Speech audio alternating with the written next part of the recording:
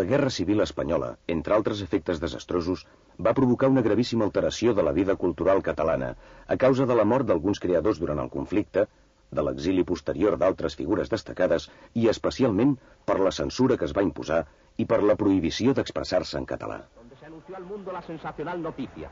En el día de hoy, cautivo y desarmado el Ejército Rojo, las tropas nacionales han ocupado sus últimos objetivos militares. La guerra ha terminado. Els escriptors que començaven a fer la seva obra durant la primera meitat dels anys 40 van ser els que més en van patir les conseqüències. Aquest és el cas de Manuel de Pedrolo, moltes obres del qual es van editar amb 20 anys de retard i brutalment censurades, però que va mantenir sempre la llibertat creativa. En aquest sentit, puc dir que sempre he escrit d'una manera lliure. Suposo que el fet de l'existència de la censura durant anys m'ha pressionat d'una manera o altra, però potser no tant com a molts, perquè la prova és la següent. Jo, en un moment determinat, vaig arribar a tenir 10 llibres prohibits. Ningú, ni en català ni en castellà, no ha tingut 10 llibres prohibits per la censura, prescindint dels que jo no m'atrevia ja a enviar-los perquè sabia que me la podia carregar si volien.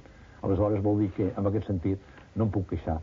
Em puc queixar pel fet no haver pogut publicar les obres a temps, però no per la llibertat, perquè me l'he presa.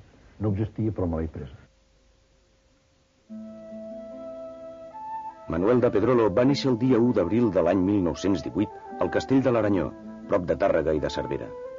El seu pare era advocat i descendent d'una antiga família que ostentava cognoms nobiliaris.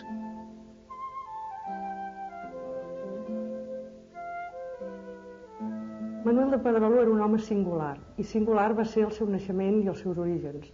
Era de família noble i va néixer en un castell, el castell de l'Aranyó a la Segarra. Era el fill gran del senyor del castell. Va tenir un germà, que es deia Ramon, i la seva mare morí de sobrepart. Amb ell el va criar una tia, una germana de la mare.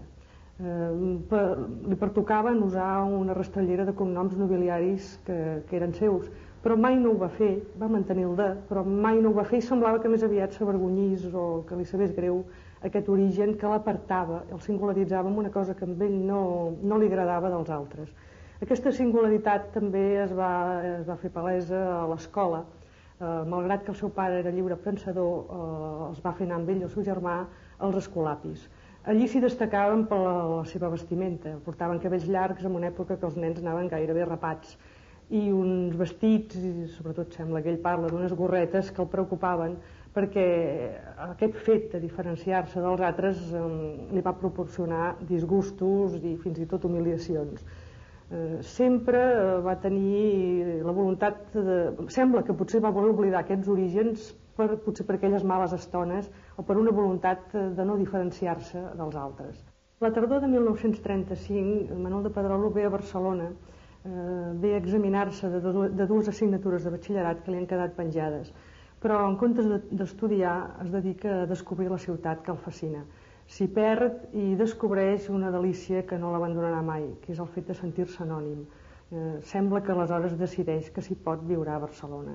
Acabada la guerra, Manuel de Pedrolo es casa i ell voldria quedar-se a viure a Barcelona, però després de provar mil i una feines se n'han de tornar a Tàrrega, allà s'instal·la la parella un temps, però finalment tornen a Barcelona. Ell hi farà mil i un oficis, dos dels quals seran els que destacaran més perquè són els que han transcendit més i potser també s'han notat en la seva obra. Hi fa d'investigador privat i de traductor. La seva faceta d'investigador privat, ell la volia minimitzar i deia que purament feia informes. Però el cas és que va fer molts seguiments i va haver molta ocasió d'observació. És a dir, per un novel·lista suposo que hi ha moltes situacions que ell o les va veure o les va viure i que d'aquí doncs, en va treure material. I també una afecció per la novel·la negra que ell llegeix i coneix molt bé, sobretot l'americana. Serà més tard director de la Cua de Palla, col·lecció a la qual a més traduirà bastants títols, molt bé, perquè ell era un gran traductor, i a més li forneix o li dona ocasió també per ser ell un gran escriptor de novel·la negra. L'altre ofici que també va fer en aquesta època és el de traductor. Entra a treballar a l'editorial Albor amb Ferran Canyameres i tradueix sense signar diversos llibres. Suposem que no signava perquè eren llibres en castellà per l'època, i en tot cas aprèn que pot ser un bon traductor perquè ha après l'anglès sol, el francès, l'italià i el portuguès els llegeix bé i els pot traduir, i després, més tard, precisament la traducció serà el seu guanyapà, que li permetrà de poder-se dedicar a les tardes a escriure, que és el que realment ell vol fer. Qui és, però, en realitat, Manuel de Pedrolo? Qui és aquest home que ha escrit més d'un centenar de llibres dels gèneres més diversos?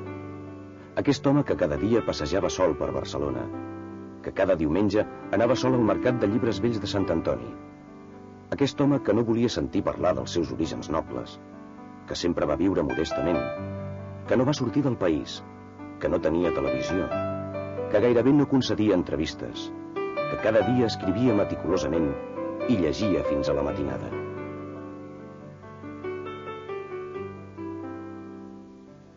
Pedrolo tenia fama de persona esquerpa, de persona no massa sociable, de persona que defugia una mica el contacte amb els altres, però per la meva experiència personal puc dir que amb mi concretament no va ser així. Des del primer moment que vaig entrar en contacte amb ell, a través de presentar-li uns contes meus perquè els llegís, això era pels vols de l'any 59, ja havia llegit moltes novel·les seves, doncs em va fer una mena d'informe, em va obrir les portes de casa seva, i durant molt de temps vaig estar tenint accés als llibres que ell escrivia, els seus originals, i també a llibres que aquí eren pràcticament introbables i que ell anava a comprar en el mercat dels llibres vells i seguint tot un circuit de les llibreries de vell del carrer Aribau. La vida familiar de Pedrolo, per exemple, jo la vaig tenir ocasió de veure-la bastant a la vora, perquè en aquestes visites que feia a casa d'ell coincidíem amb la seva dona, de vegades la seva dona estava allà amb nosaltres, intervenia en la conversa, anava fent les seves feines, anava cosint alguna peça de roba, ell quan arribava plegava la màquina d'escriure i ens posàvem en pla de gran confidència. Així vaig dedicar una vegada un conte meu a cavall fort a la seva filla, la de l'Ais, que per cert, ara que Pedrolo quan va morir, vaig tenir accés a un llibre seu que es diu Infant dels grans, que és un llibre inèdit, però i que m'imagino que continuarà sent-ne, perquè la propietària exclusiva és la de l'Ais, que el llibre consisteix en explicar un dia de la vida de la de l'Ais de Pedrolo quan tenia tot plegat 8 mesos. Aquí és una prova d'una tendresa que la gent desconeix en Pedrolo, doncs, de la seva vida familiar, una vida completament separada de la seva vida literària, i és molt curiós veure com Pedrolo queda encatenat pel evolutiu pas del temps, veient com la seva filla es va fent gran.